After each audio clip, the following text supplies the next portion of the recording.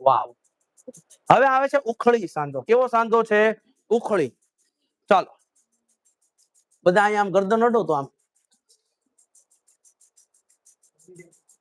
શું કેવા માંગુ સમજો હો ને, ધ્યાન રાખજો લ્યા. હા ભાઈ, બહાર જઈને બધા એક્સપેરિમેન્ટ કરવાના. ચાલો, ક્યાં ભણતા હતા? ગયા DCA માં. એવું થયું છે. અહીંયા જો આમ દબાવો ને એટલે તમને અહીંયા થોડોક કઠણ ભાગ લાગે, બરોબર? એની બહાર છે આપણું પેલા ચરબીનું આવરણ છે, એટલે તમને થોડુંક છે નરમ જેવું લાગતું હશે, પણ અંદર છે હકીકત એક હાડકું, એટલે કે જે એક સાંધો આવેલો છે, જે ગરદન, આ ગરદન છે આપણી કોની સાથે જોડે છે?